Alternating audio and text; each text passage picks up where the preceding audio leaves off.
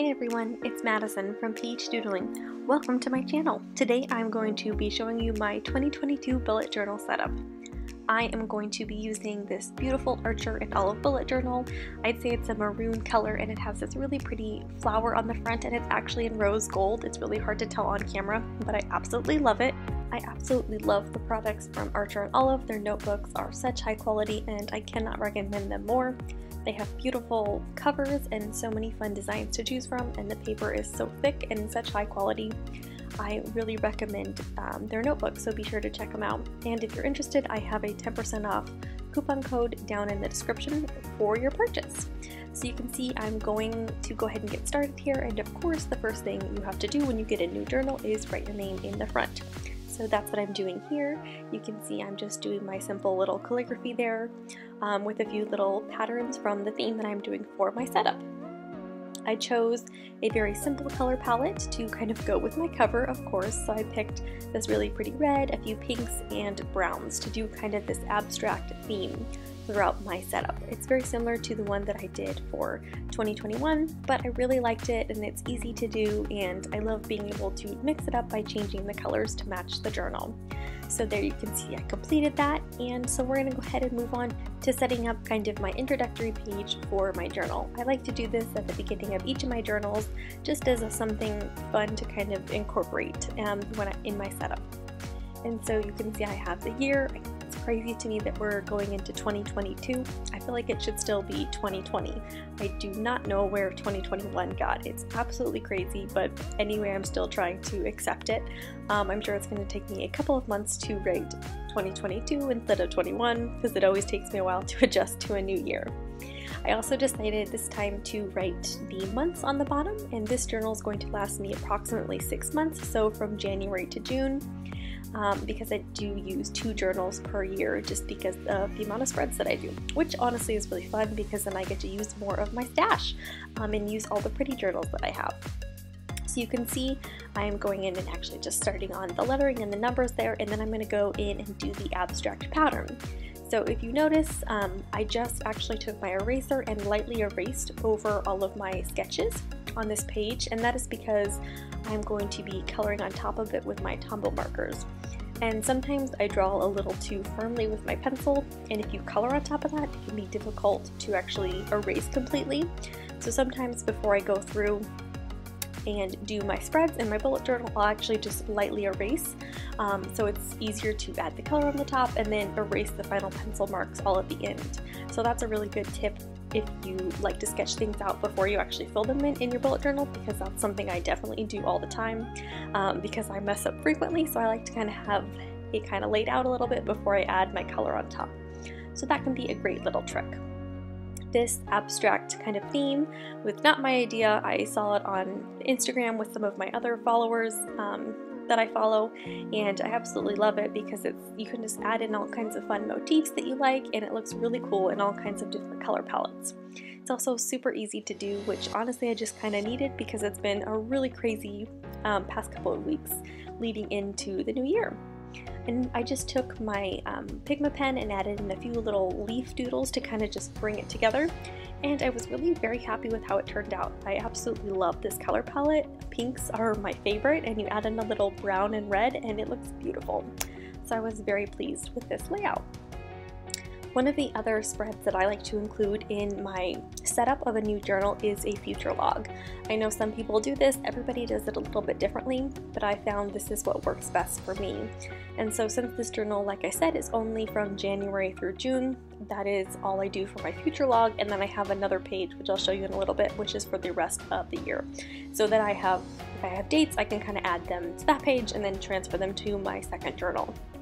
So I like to add just kind of the shorthand of the month up at the top, and then underneath that I actually do kind of a mini calendar so I can see what dates fall on what days of the week.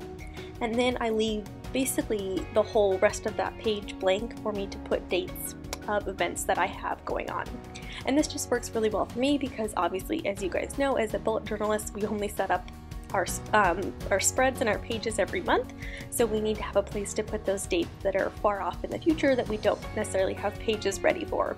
So this can be a great way to keep all those very important dates in one place and then kind of transfer them over to your setup. And so what I'll typically do is after I do my monthly setup, I'll refer to my future log and then fill in all my dates on my monthly calendar or on my weeks as well, to make sure that I am getting them all. So it's a great place to kind of hold them all. I really like this. It works really well. I love having lots of space on the bottom. I definitely don't always have that many events, but you never know, so I like to leave lots of space. And then I just took a little room at the top to add a few of those fun abstract doodles, and your spread is pretty much complete. I also like to add a little line just to kind of separate it visually, and this works really, really well for me. So I highly recommend it if you need a place to put dates like that for the future. So that's enough for this journal, which goes through January and through June. And then on this next spread here, it's kind of a few different things. The first half of that page on the left is the rest of 2022 dates or future dates beyond, like 2023, if there's going to be a wedding or something that we're going to have to attend. And so that's again just kind of a place for catch-alls, dates that aren't for January through June in just this journal, or so kind of just a place for those dates that are beyond the space that I prepared before. Underneath that, I have a small brain dump space. I don't really tend to use that very much unless it's something that's important. Usually I'll just write small stuff like that in my monthly setups, just on like my to-do list and stuff, but if it's something that's going to roll over for several months, I'll add it in there. But that's why I only do a half a page, just because for me personally, I don't really use it very frequently. The next spread that I'm going to create is my grid guide. And this is something that I have adapted from a lot of the ones that I have seen from the other people that I follow on Instagram, and this is just what works well for me. So basically what I've done is along the top and the left hand side, I've just numbered each of the squares so that I know how many there are, and then I've gone ahead and counted out how many different squares I need for different size columns. So I have 2 columns, 3 columns, 4 and 5 columns across my spread. And then I have on the top there, I have a space between each of those columns, and then on the bottom I have where there's no space between each of those columns. And so this is typically what I use for my setups, because I'm usually just making columns for my weekly layouts. And so this is what just works best for me. I know a lot of other people will do different sorts of lines and things like that, but I like to do kind of these blocks of color to show the different separation for the number of columns that you need. So I find this very helpful when setting up my weekly layouts. Also, it looks so pretty. I love those pinks and browns together. The final layout that I will be setting up is my Tombow swatch page. This is something that I use at least once a week, definitely every month when I do my journal setups, to pick my color palettes or my color scheme for my themes. I really only use Tombow markers to do my setup. Sometimes I will use a couple other markers from other lines, but mostly I use my Tombows. I completed my collection last year. If you want to see my video where I organized them into my beautiful new Tombow marker case, I'll link it above. This video is not sponsored. I just absolutely love their products and I love their markers so much. They're just such a wide variety of colors, and they just color really, really well on these notebooks, our Journal of notebooks. And so I make my swatch page every time I set up a new bullet journal, just because I've found the layout that works best for me, and it's super easy to set up. And I really use it so frequently that I like to have it in the same journal that I'm working in, because obviously I have it in previous journals, but then that means I have to like go back to it, and for me I just like having everything put together all in one place. And so I keep my Tombows organized by their number. Like I said, you can check out my video where I organize my markers, my Tombow collection, to kind of see how I did that. And so I have them organized by number because, again, I'm looking for specific colors on this swatch page, so it just makes it easier if they're in numerical order so I can find the one that I'm looking for.